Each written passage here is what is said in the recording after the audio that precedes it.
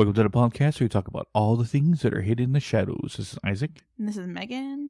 And an interesting episode today. Yes, a two-parter. Well, because they kind of follow into each other. Yeah. So we're going to start out with this episode talking about negative attachments and even kind of like demonic things going on. We're calling darkness and influences, or influenced by darkness. Yeah. So basically what is the extent that a negative attachment or even things leading to demonic possession, like what that can do to a person? Because you can get an attachment from anywhere, really, whether you paranormal investigate or not. Because we've been asked recently, a couple of times already, how do I know I have a negative entity in my home? And usually off the bat, you would know instantly that we call it negative emotions, sadness, anger, depression out of nowhere, like right out of left field. Like all of a sudden, like, why am I angry all the time? Why am I sad all the time? Like, what's going on? It's just like all of a sudden, like your mood changes to a point where it's just like negative all the time. Really bad tension in the house, like where you can't. Anxiety, especially after. Well, it's very evident after, like, say you mess around with a Ouija board, or you paranormal investigated someplace. You have to you have like a haunted object you took from somewhere, or you shouldn't have took it as something from someplace. You know, those situations that kind of lead up to like, oh, okay, what's going on there. And I think too, Isaac, which I definitely want him to share this, especially with this episode, is because we talked a little bit about Ouija boards in the paranormal games episode, but he heard a really awesome analogy or a way to describe about playing with Ouija boards. And I think to me, I was like, dang, that makes sense. Now, we've always, well, us anyway, me and you, and we've always said that Ouija boards, there's too much cost for the good. Let's say that there's too much cost to deal with. And the analogy I heard was perfect. It was said that when you mess around a Ouija board, it's like going out your front door yelling free beer, right? You don't know who's going to show up. You know, it could be people that could be friendly, or it could be people who just are there to, beat the shit out of you and take your money. So it's a terrible situation. I mean, it's not worth the trying to reach out to loved ones and stuff like that. Now, are there remedies you can do, or things you could do to try to speak with your loved ones in the afterlife? Yeah, safer ways to go about it and stuff like that. But Ouija boards is just, it's like you're reaching out into the ether to try to talk to somebody, and everyone that's always there is not always a positive entity. It's always better to say not to do it and to reach out to someone who's in the profession, see what they can do to help you. I mean, people say, oh, it's a children's toy. It's sold at Walmart. I was like, yeah. And I said, it's not the Ouija board itself, it's the act of what you're doing. You could make your own out of cardboard and marker, and the same effects will happen if you bought one from Walmart. So it's like, it doesn't matter essentially what the device is, it's the act of what you're doing. Mm-hmm. Yeah. And I think too, didn't the same, because it was a psychic that was interviewed on one of the podcasts, right? Because didn't she say like a specific thing, if you're not this, and this, then... I think her name was Connie Miltlid. I don't know. I can't say her name. I like how you do it with an accent. She's been in the business a long time. Longer than Milf and you have been alive, let's say that. Dang. No, I overheard an interview, funny enough, with friends of ours, a podcast I'm going on soon. Be Afraid of the Dark podcast. They had her on, and I was like, oh, that's a good episode. I like what she was saying. But yeah, so that's what, I guess, our situation with the Ouija board thing, but darkness. But there are other things that led to people being affected buying haunted objects, or an object particularly that had someone die attached to it. That's why I hate antique stores. I like antique stores, but I don't like antique stores because I put to the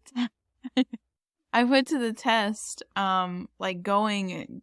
I specifically ask Isaac sometimes, let's go into a thrift store, let's go into an antique store, see if your hand charges or see if there's any bad vibes. And sure enough, we went to one locally, and because I always talk about that, the dolls that they get in, there's a clown doll that I had seen advertised on one of their pages or whatever, and I was like, this doll, there is something with it. And sure enough, we went in there one time just to see, because they have comic book stuff, and Isaac likes comic books and nerd stuff. And so we went, and there was this really creepy set. It was a grandpa and a grandmother, like, porcelain doll. And not all porcelain dolls are haunted. Mm-hmm. I'll tell you that. But yeah, sure enough, his right hand pulled, and I was getting it as soon as I went in that area, headache. So yeah, thrift stores and antiques, gotta watch, especially mirrors. I think mirrors at antique stores are. Then we had that situation too where we went to an antique store in where you grew up in Blanco. I remember the doll kept moving. Yeah, but that was long before I had my ability. So Yeah, creepy. Haunted objects is kind of what led to us helping Barry Rick, the man with two first names. Yeah. Hey Barry, if you're listening. Most likely. But his situation is that he inherited a haunted object, right? The chair that Greg gained, something that attached to him that he was suffering with forever until we helped him. So sometimes you can inherit a haunted object that would cause problems. Now, his situation, which you guys can go back and listen to this episode that we go into detail with, was tormenting him. And he tried many times to get rid of it, but it never dissipated. And he saged and he did things, and we've talked to other people who have done similar things with saging and, you know, pushing back entities. Which saging does work, but it's a temporary fix. It puts them at bay for a period of time until they come back again. Yeah. So you have to kind of repeatedly do it. You know, there's different objects and symbols and stuff you can do, which I think we talked about in protection episode, right? I can't remember. Yeah, we did. You talked about different things you could do to protect yourself. If you're listening and want to know more about protection, because I'm constantly researching and trying out new ways to be able to protect myself because of being psychic, because I feel like with being psychic and having abilities, especially at a young age, like you tend to at some point get something kind of negatively attached if you're not protecting yourself. So I'm always trying to, especially when you go out to locations, so I'm always trying to protect myself. So I've found some ways that have helped me. So if you're listening to this and want to know more, I sometimes feel like I should write like an ebook on what I know, just so I could be like, hey, here's an ebook. I don't have to write you a novel on an Instagram message, since they limit the characters. Yeah, but with his situation, it was a dark entity. But what was the problem is that the human dark entity that followed him around was like bait for the darker demonic thing that came from a portal that was underneath his apartment.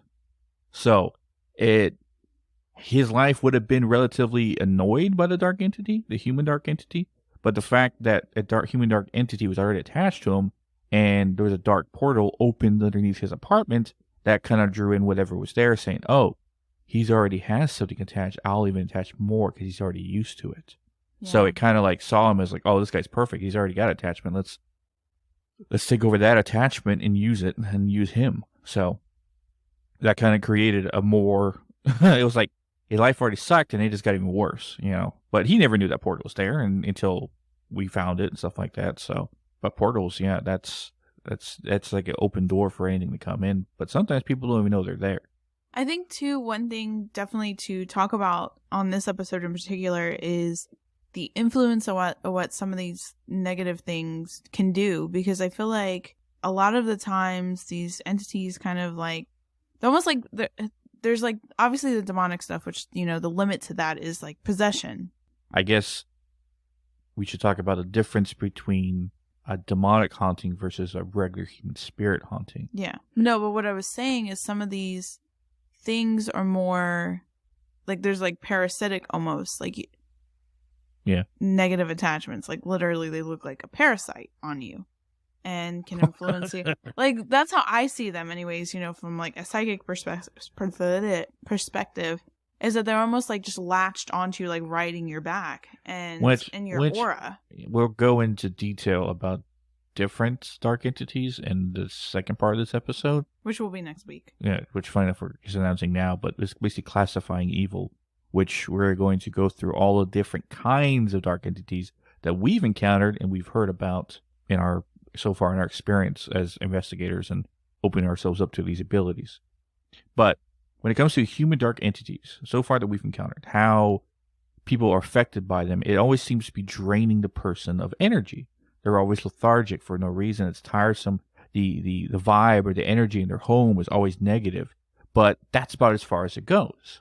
things will get flipped over, places will get shoved over, people might get attacked, but as of the level of oppression, you can say, kind of stays at bay, right?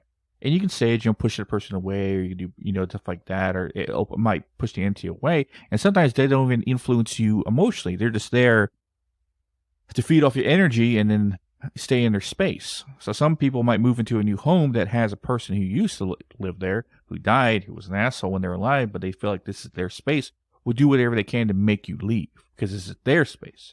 So the negative energy and that sense of mind that they won't accept new people in, and they want those people out. Or they saw you at a certain place in time, say a shadow figure, saw you and saw how much energy you were producing, whether it be positive or negative, and they're like, I want to feed on that person because they're dead, they have no energy source, and they need to feed off somebody. So they follow you home. Or like haunted objects, or like maybe a Ouija board, call it something. But mostly human dark entities, that is as far as they go. Human dark entities, to be specific, can't possess you. They can influence you, they can mess with you, but as of possessing, no. So far, they don't have that strong ability to do so. The best way that I've kind of described it or found to explain to somebody, because I found myself explaining myself to somebody this weekend that really was skeptic to the paranormal, and then after talking about certain things kind of opened themselves up a little bit more to the idea of it. But one of the things that they didn't understand was possessions in general, or like how something can influence you. And the best way I could describe it is like a car. Like your vessel, yourself, your body is the car, and your soul is the driver, right? And you go through on your little path, your little highways. You might have exits where some days are worse, whatever. And you go back on your little path, your little soul journey, like that. And it's almost like when you have a negative attachment, it's like somebody gets in the car, right? And is like in the back seat or whatever, messing around, making your car dirty, influencing like to take certain exits when you're not supposed to, like that kind of thing. But then demonic possession is like you're consistently fighting for the driver's seat position. It's like it knocks you into the passenger seat. You try to regain control of the driver's seat, but it's like you're constantly getting, depending on how strong, you're constantly getting pushed into the passenger seat. And you can't drive, you can't control. And essentially like an exorcism is like the car being put over to the side, people ripping, i.e. the priest or whatever, whoever would perform the exorcism, pulling that dark thing out. Essentially Isaac would be doing that too. Isaac would be like, hey, open his door. It's not, I'm sorry. I just made it sound super funny and it's not. But you made a perfect analogy that most people can understand. Yeah, that's the best way, especially if you don't understand, like if you're not really, maybe this is the first episode that you're listening to of us and you're not really familiar with everything paranormal wise, or you're just getting into the paranormal, that's the best way to describe it. There are two paths to, or two, I guess I would say paths, but there's one path to possession. The first act the demon does when it finds you and to attach itself to you, it starts the act of oppression. And oppression is basically beating you down till a point where you have no will. You basically give up will altogether. Now, the stronger your will, the harder chance they have to possess you. So most demons don't go for people that have strong will. It's a harder task to take care of. Is it impossible? No, it just takes longer. As some of these lower level demons, even the higher ranking, don't see a point in trying to mess with someone who has very strong will.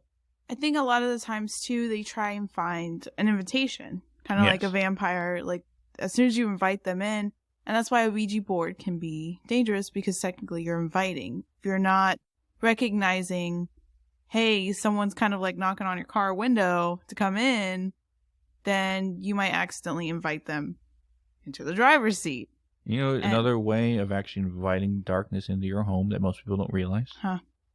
Welcome mats on your front door. Yes and no. Like I've heard that people say, like, they're in the witch community, there's that it is a form of invitation. There's some people that say that, some people that don't. So I'm not 100% sure, because I thought that it made a little bit of sense to me, because you essentially, in the way that welcome is, it's like facing outward. Mm-hmm. So it's kind of like anything that comes to the door, yeah, okay, you're welcoming it. So I don't really know. I don't know 100% sure if that's accurate. That's just a lot of people, some high up psychics and stuff like that, and people on like witch talk and all that stuff, TikTok, that's in the witch type community. They say that, but so yeah. Back to oppression. They will beat you down, i.e., in a sense of like seasoning the meat, almost. Oh, that's a weird way to freaking. I took that term from it. Anyway, to get you ready for possession is essentially making you depressed, making you angry, making you sad, making you push away everyone that's close to you by lashing out, by attacking, mildly possessing you sometimes to a point where you will say something against them that you don't remember saying, but then they look at you like you're crazy, and then you try to argue with that, especially when you have people around you that don't believe you. Oh, 100%. That will even create the act faster. So, or you wouldn't believe that you could be possessed. Like, if you're a strong Catholic person or strong Christian person, how can I be possessed? That whole act, stuff like that. So you start denying it more, which makes it more harder for anyone around you to believe that it actually is happening to you. And then they'll bring somebody in who they'll laugh at, who won't do a good job, and it might push them away for a little bit. The stronger the attachment, the longer it can last. And some demons are extremely patient. They'll take their time. They'll take years with somebody and slowly beat them down. And a dangerous trend that I've been seeing happen lately, if it's true, some people are making friends with demons. And these demons are finding another way. Instead of building someone's down and beating them down until they have nothing left, I'll earn their trust and they'll invite me in. Well, I think a lot of times, too, higher up negative stuff and even lower level demonic stuff, too, and even higher level demonic stuff could find a way potentially to mimic family members. So, like, if you had someone that's deceased, they can almost make you think that you're communicating with the past loved one, but it may not be. And there's always something off, something skewed that doesn't make any sense. Like maybe you're having dreams. That's another thing too, because obviously I know we've talked about on a couple episodes. One of my best friends, and she's also on the Shadow Walker team, Megan, and she actually is going to at some point actually share her story on the podcast. We just got to find the right time. But she actually went through an exorcism. She told me some things that kind of led to what would happen. I remember one specific thing that she told me that I thought was weird is she said she would go through these things before whatever it was would kind of come through, i.e. get in the driver's seat. She'd black out, and it was almost like she was dreaming she was in this, like a dream. She said it was almost like she was astral projecting in a dream. And she said, she would black out. She wouldn't know what she would do. And then when she would come to, they would say that she was doing this, doing that. And she would be like, well, I don't remember that. I thought I was literally dreaming. And she actually described to me what the dream area that when she would black out, it would look like. And she said, yeah, it was literally volcanic ash and just a weird spot. And I never ever heard somebody describe when you're possessed, what that spot that you're in would look like. Exhaustion is one I always forget about when it comes to oppression, because when you're tired, you usually fall asleep, and then when your body's asleep, your vessel becomes open for taking. But the more tired you are, the less you have will to fight back. So that creates that kind of environment. So that's why mostly possessed people are trying to sleep a lot, because they're not getting any sleep during the night, because they're being terrified with nightmares and the demon inside the house messing with you consistently. Mm-hmm. Funny enough, this is just a teaser for our bonus episode this week. It's with Mike from Paranormal Road Trippers. The Paranormal. I always forget to put the... I had to apologize. I had to remake the graphics. Is there other Paranormal Road Trippers? No, but I think they're specifically the Paranormal. Anyway, with the interview I did with him, which is extremely interesting. A lot of stuff that he's experienced and how long he's been in the game, paranormal investigating, also his podcast and stuff like that, and his other shows that he does. But one story he told me that we'll probably go in more detail in the episode, but just give you a little bit right here. is that he has a place that he wants to investigate a lot that has a dark entity there that he didn't know what it was, but he suspected. So he gave me explanations of what happened to people and how he described what it was. I'm pretty sure it's a demon there. And the reason I think it was, or is, because I don't think it's still there, is that he brought a friend who's never been there before, and Mike's been there multiple times, that while they're in the area where this dark entity dwells, his friend out of nowhere said, "It's nice here. You should stay here. It's nice. You should stay here forever." Right? And looked at him with like eyes that he did not recognize. And all of a sudden he sees his friend like snap out of it and goes, "What did I say?" It's like, "You're telling me you want to stay here." And I don't remember what are you talking about? His friend is mildly possessed. Wow. Right? That's my conclusion. And that makes a lot of sense because whatever it was wants Mike to stay there. Made me think is that some dark entities are stuck certain places and they can't leave. But if someone were to stay there that they can get an attachment of, then they can leave. So sometimes the entities are influenced at a certain place. Maybe I wonder, bound by an object, maybe like a specific thing, or because they can't leave because they're feeding off the positive entities that are there, like those spirits, which we've seen in many places we've been. Because not just the living get affected by dark entities. The dead do as well. Yeah, because we've had a lot of instances where, and it's crazy, like I'll tell you from a psychic perspective what I've encountered. We've been to certain locations where it almost feels like the light spirits there are muffled. Like they can't fully speak, right? It's like and they can't gear up enough energy to be able to fully say what they want to say through the spirit box, digital recorder, whatever. We've seen where Isaac, when he pulls and removes all the dark stuff, that bam, we start getting this like flood of evidence because they have enough energy to communicate. Yeah, the dark stuff tends to, I hate saying this, like suck on the, stop, it's not funny. Absorb. That would have been. That's why I use the word to describe my ability. Because I don't suck the energy out. It technically is a suction kind of thing, but I use it to absorb because I'm pulling the energy in. But they do it so it prevents people from crossing, because you got to think they don't have enough energy. If it's someone that needs to get whatever it is out, they're not able to collect enough things to tell their story, to get their stuff out, you know? And that's why at locations, you know, we always talk about like what the point of Isaac's ability is. Obviously, we don't want dark things hurting other investigators that are just trying to go there and research, even though, yes, demonic stuff and the dark energies tend to put more of evidence out because they have all the energy. They want you to know that they're there. That's a lot of the reason why, too, we remove some of these dark stuff, because it becomes like a bully thing where the light spirits can't communicate, and there's sometimes, obviously, there's just good stuff and there's no bad stuff. Sometimes there's a lot of bad stuff. And from our experience, we usually find that spirits, as soon as I remove any dark entities there, that they are extremely appreciated. It's like we took a bully away that was bullying them into submission and listening to what they want to happen. And a lot of them get stuck at certain places because that dark entity keeps them there by feeding off, like you said, sucking, absorbing their positive energy that they are there with, and basically keeping them imprisoned in a sense like that. And they can't leave. They can't cross over. They can't communicate with their loved ones, and they're forever stuck there. Us going to places and taking care of those, SOBs is for good reason. I forgot what I was going to say. Oh, auras. That was another thing that I wanted to mention, because I could tell you from my perspective, auras is a big thing. So I don't know if regular people can, not regular people, I hate saying it like that.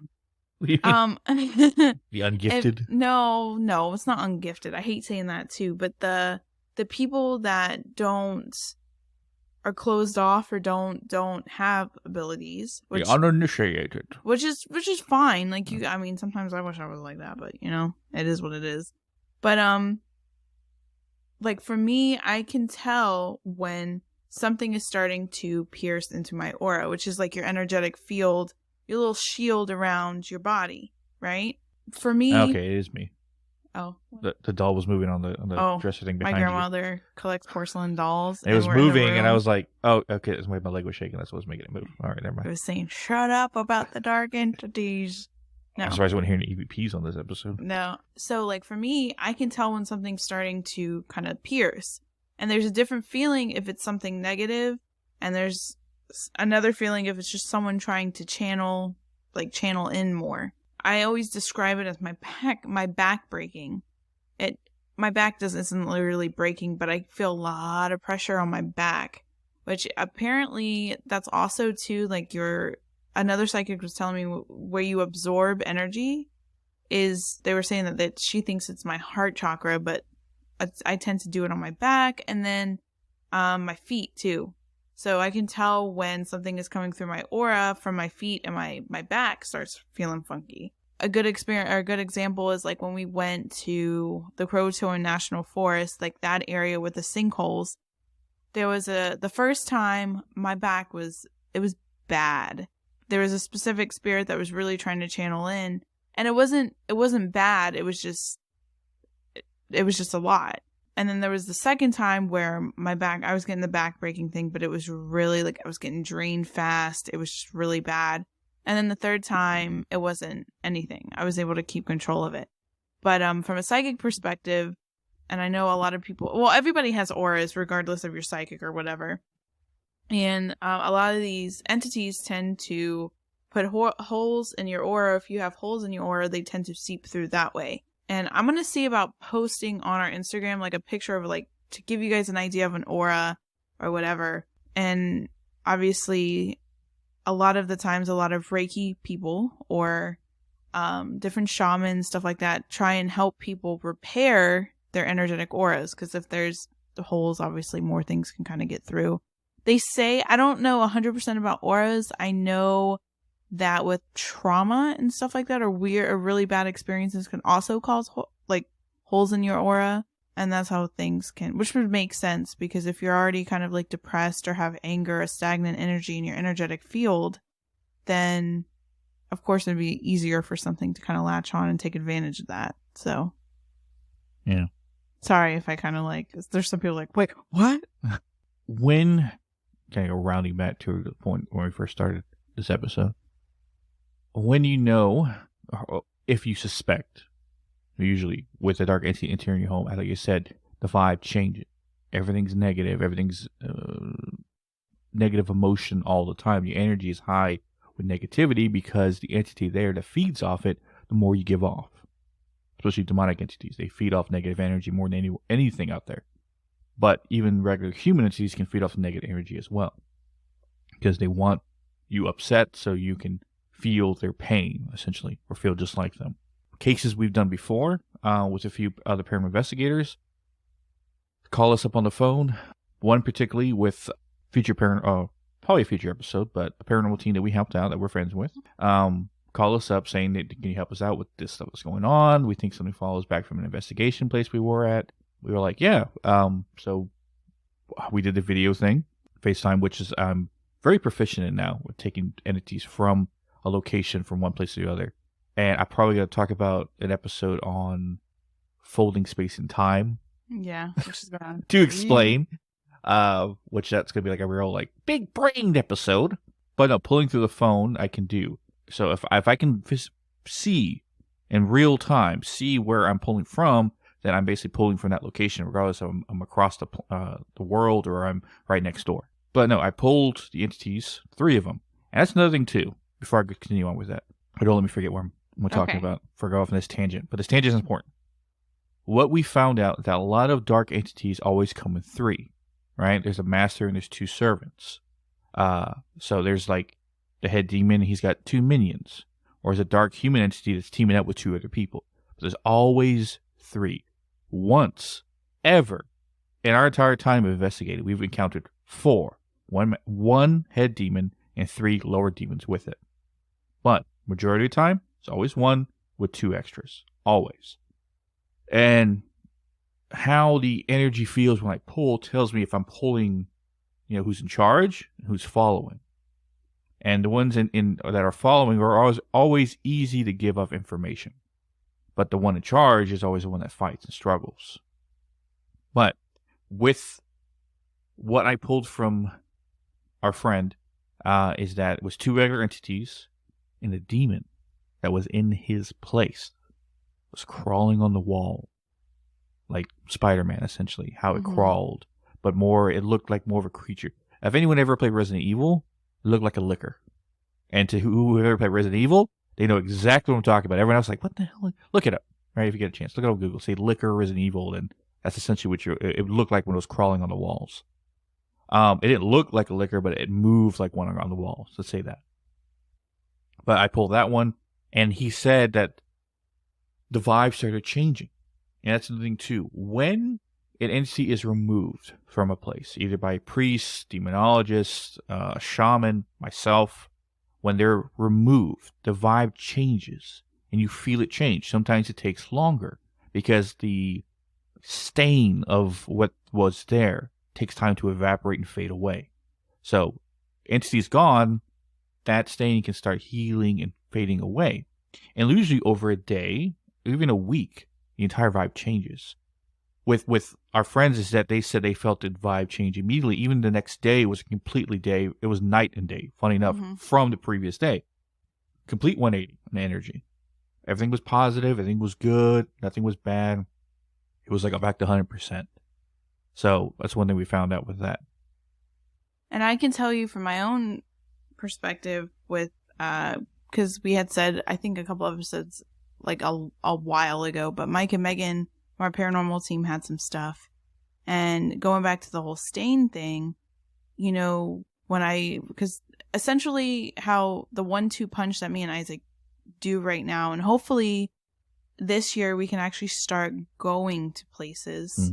I mean, we would absolutely love at one point to be able to, if somebody needs help, like get up and go there, so we can also clear the mine forest and, you know, help with like the after effect and make sure that nothing is there and residue and all that stuff. But unfortunately, that would cost a lot of money right now. So we're just kind of like working on doing everything remotely. And that is actually a thing. Shamans actually do stuff like that remotely as well. But I'm a 21st century shaman. Yeah. Yeah, but they do that as well. But I remember so basically I remote view and I basically see what's on the ether, like what we can't see, like, and I kind of tell Isaac kind of what it's looking like if there's a portal, if there's energetically, where it's located, to kind of like zap it into the house, or I can even kind of like push something into a specific area so it's easier for Isaac to be able to take it. And I remember when I remote viewed to Mike and Megan's house when they were dealing with that really dark thing in there, that it was like tar was seeping on the roof, on the ceiling. And it was specifically the rooms that they were having the most issues with. And I think that's interesting when you say stained, because it's not like physically stained. But, I mean, it could be, depending on, there's been some cases, you know, possession cases and demonic cases where, like, there's literal, like, weird shit, like, muck. I use it as an example because it does take time for whatever there is to fade away. And from people we've helped in the past, it takes time. Like, they don't feel immediate change the second I pull this away. Like, they still feel somewhat of negative energy, but as we talk more, as time passes, even the next day we check in on them, like, oh yeah, everything's completely different. I think too with negative entities, I'll use again a lot of this episode is experiences that we've dealt and things that we've found out and stuff like that. And I could tell you from my own experience, a lot of the times when you reach out and you try and get help, right? Like if you message us or whatever, you're going to feel or tell the story about it, right? Like a lot of, I'm noticing a lot of people with abilities tend to have something attached to them from their childhood. Like if you experience things from your childhood, it tends to latch on as a child and you kind of carry it with you. Like it happened to me. I know a couple other psychics also happened to. And I know one of the things that would happen was when I would tell the stories that were connected to this thing, it didn't like it. To the point where at the very beginning of our journey, before I got the thing removed, where Isaac had his abilities to be able to sense that, I would tell people these stories that were connected to this thing that was attached. And I would, when I would tell the stories, the person on the other side would have like maybe 24 hours to 48 hours of stuff go down at their house. I remember one of the first episodes I ever went on as a guest was, I think it was Ghosty Girl podcast. They were also sensitives and mediums and stuff, and I don't know if they do it anymore, but they wanted me to go on and talk about my experiences, and I would talk about my experiences, and they had stuff at their house that would like wreak havoc. Anybody I would talk to get these stories out, they would have issues. Like I remember one psychic that kind of mentored me for a little bit on how to dive into my abilities. She had dreams of the thing coming to her and telling her not to let Megan go into her abilities. Don't you dare let Megan go into her abilities. Nope, don't do it. Don't do it. Megan's gonna get hurt. And it scared me to want to like go into the abilities. And I always talk about the fear, eventually. These things want you to stay in fear. That's technically a lower vibration. And if you could stay in that stagnant enough, they can essentially take over. Obviously, it doesn't want me to get rid of it. So anytime I talk about it, of course, it's going to give me fear. So that's another thing to realize. If you start talking about like it around you or the stories around you or the experiences you had around it, and you start getting that fight or flight feeling like, oh shit, should I be talking about this? Should I be saying this? That's how you know it's an attachment of some sort, because you should be able to explain your stories and stuff like that and not have it like give you that fight or flight feeling. You know what I mean? Speaking of fight or flight feeling, fight or flight, feeling. Usually if you're in an investigation or even entering some home, abandoned place, urban explorers, this is for you guys. If that fight or flight feeling goes off and there's no reason for it to that you can physically see, then obviously there's something there that you can't physically see that is negative in the highest levels. And I don't set off that feeling, that instinct, your human instinct that there's something dangerous here. I need to do something. Yeah. And I don't know what it is about abandoning buildings, because like I've been super advocating on our paranormal team to start looking into abandoned buildings. Just because, we don't want, because it's so saturated in our area of, we have some like paranormal investigators that are huge TikTokers. There's some paranormal teams that are very territorial. They're like, this is my area. Nobody else can investigate. And we don't have a lot of paranormal locations. And it's almost like whoever gets hold of them, it gets so saturated that like, I don't want to go there because it's saturated, and I want to go to new places and help new ghosts and a ghost. I hate the way that sounded. It sounded so like, but help new spirits cross over or anything. And it always seems like abandoned buildings have stuff in them. Not all the time, but it's like some of the meanest things can be found in abandoned buildings, like, and urban explorers too, because some urban explorers they like the paranormal, but they don't really believe in it. So protection and stuff like that, they don't really think of doing. Speaking of which, another story that we don't give names out for, but we can at least show the experience. I had a friend of ours who is an urban explorer randomly call me up on Instagram, right? Video message me. I mean, other from the last time we spoke, he hadn't reached out to me or anything like that. So I'm like, oh, what's going on? He must need me. And then I answer it because I was sitting there watching TV. He's like, Isaac, I need your help. I need you now. And you're like, there's the situation going on. I was like, whoa, calm down, dude. What's going on? He's like, one of the guys that I was staying with, because he was like at some convention or someplace, is possessed. I was like, what? I was like, yeah, he's freaking out. He's like saying like this body's mine. Yeah, you won't get any more. This vessel doesn't belong to him anymore. And he's throwing up, and he's like real sick. We don't know what's going on. I was like, oh shit, right? And I remember he hands me to some chick that I've never met before, and she's explaining the whole thing, and she's crying because she doesn't understand what's going on with him or whatsoever. Like, I have no idea, right? I remember I told you, and you got panicky. Well, no, because I didn't really, because they gave me some sort of warning for it. Like, my guides and stuff gave me a warning for it, but I didn't know, and I was like, why am I crying? Why am I crying? Like, because they were trying to, like, I don't know, like, trying to gear me up to what was going on over there. And I was like, I don't know why I'm crying. I don't know. Because there's a difference for me when I know when something is influencing me, like to show me that it's upset or crying or there's a situation. And then there's another thing where I know if I'm seriously crying, like it's me. And so I started crying and like pacing and freaking out. Like it's because for me, when it's anything demonic or really just really negative, it's chaotic energy. Like I know we've talked about Dylan, the first oppression and like possession type case that we dealt with. When I would shake his hand, it was chaotic energy, and I hate that. I hate that. That is the worst feeling to feel as a psychic, is chaotic energy, and that is because obviously the darker stuff wants you to feel chaotic. Like, so I started feeling that chaotic energy, and I was like, Isaac, it's something. Oh my god! Like, I don't actually, and I don't normally act like that either. I'm normally really calm and composed, but I guess I was channeling. They were forcing me to channel, not forcing me, but like. I was obviously channeling the guy, and I could feel what he was feeling. And well, I asked you to go there because your remote viewing abilities are. You going there, you basically told me it had its hand in his stomach, which made a lot of sense why he was throwing up because he felt sick in his stomach. So we knew it wasn't possessing him; it was oppressing him to almost the final stage. So, by the way, this convention was for urban explorers, and he was staying with a guy at Airbnb that he's never met until that day. Urban explorer went somewhere, messed with something he shouldn't have, and he got mildly oppressed, and it took its time. Now, why did it wait to that final time to finally start possessing him? Who knows? But, lucky enough, that guy had a friend who was me. Simply, I asked our friend to basically take me around, point of view, so I could see his point of view, so I could see what through the camera.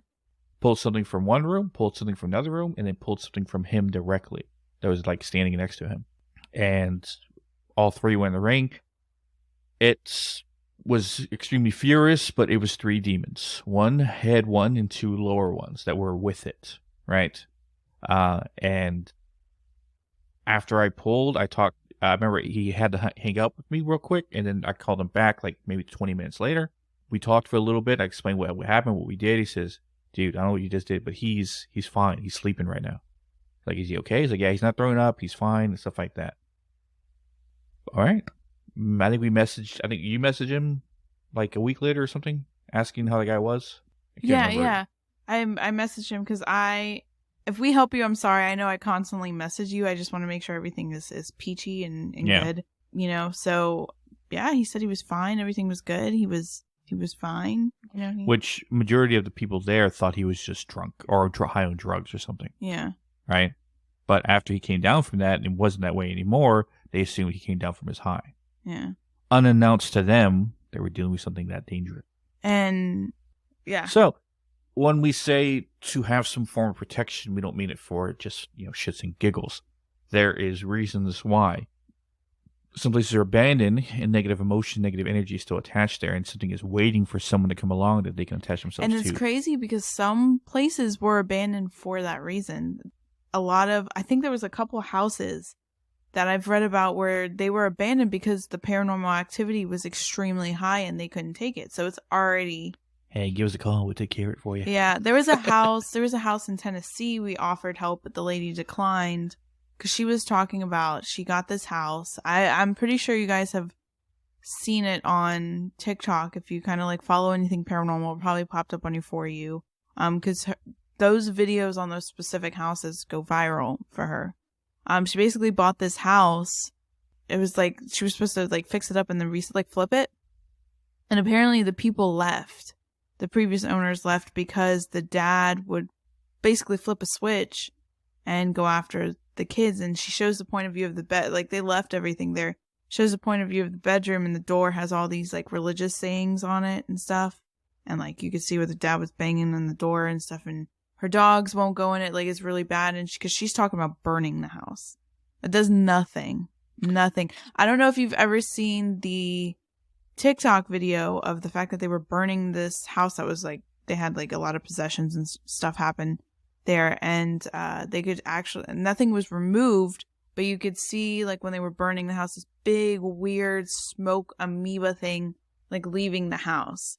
And so we reached out to her. I explained everything. I mean, I'm pretty sure she has like 24,000 like paranormal teams around the US.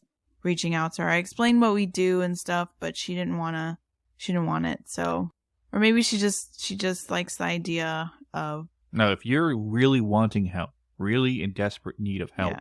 doesn't matter who reaches out to you, you're going to accept it of any kind just so you can try to get rid of it. Well, she actually had a pastor go there. He was even like, I don't even know what to tell you about this house. I don't know. Like this is something unlike I've ever seen. No. It could have been pretty much basically the next demon house. Like I know, and it was popping up on my For You consistently. And I wasn't going to message her because, like some people, especially if they don't believe in the paranormal, like as much as, or people that could get rid of the paranormal, like shamans, stuff like that. They don't believe in that. It's going to be, or psychics even, they're going to be reluctant not to listen or to whatever. And she's only in Tennessee, I think. So it wouldn't even be that bad of a drive. And I even offered for her, I said, I'll stay in the house if you want. I will stay in the house. Me and my team will stay in the house.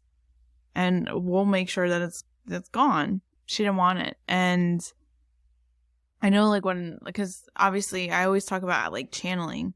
And when I channeled there, because it happened automatically, and that's why I was like, damn it, stay off my For You. Because it kept going and I would channel into this house and I wasn't going to answer. And then or message her. And then I kind of got this thing like, hey, I even messaged her on my private thing. And I gave her all the information for like the podcast. I said, I have people that have testimonies that can, show that we're legit and we're not like frauds or anything like that. And yeah, she basically never responded. So yeah, I don't know what she did. Ever since I messaged out, I never saw her on my For You page again. So I don't know. Maybe I was supposed to do that. And then just it was up to her in terms of like destiny wise if she wanted us or not. But well, and also darkness is going to influence you not to reach out for help. It's like, you don't need it. You don't need me to leave. I'm fine. Yeah. I get the lying, the conniving, the manipulation. It's all that falls in ensue with dark entities that want to keep themselves in certain places. Mm-hmm. Which we have figured out that there are more than just human dark entities and demons. Mm-hmm. There is a longer list of stuff out there, which we will get into with the next episode. Yes. Which will bring this episode to an end. Yes. So, but yes, there are more things out there than just dark human entities and demons. Especially the stuff that we have encountered and the list of stuff that I've so far taken out and put into the ring, which we'll go over in next week's episode, stuff like that. But a few announcements. We have a bonus episode Wednesday. Yeah, Wednesday with Mike, like I said, from Paranormal Road Trippers, the hint I gave earlier. Me and him talk about his time as a paranormal investigator in Canada. Oh, Canada. Yeah. Right. Which is kind of ironic because both paranormal are like the guest episodes this month. I think it's this month. I don't know if it'll reach into next month, but definitely because we're doing one with Christy from the Unknown Paranormal, and we're going to talk about how she's using her abilities to investigate and how she's come to terms with them and like what she's doing and all of that good stuff, her experiences. And we're also going to do a Haunted Canada episode this month, so it kind of works that we're interviewing. So look forward to that episode Wednesday, and then of course next week will be the Classifying Evil episode. Yeah, and again, it's going to be kind of like this episode where we're more like, I don't think I researched anything for this episode, just because it's experience. It's a lot of experience stuff and just kind of telling what we found out, research and stuff like that. And our investigating stuff we should be going soon. So stay tuned for those updates. They're going to be coming soon. Yes. So. But, yeah, so look forward to that stuff in our future. But as always, we're going to catch your weirds next one. I don't know, that's about to close off. No, you can find our social medias at Hidden in the Shadows Podcast on Instagram, Hidden in the Shaw 6 on Twitter, Hidden the Podcast 2 on TikTok, or links to all our social media and all ways you listen to us at hiddentheshadowspodcast.com. But as always, we'll catch your widows in the next one. Yes.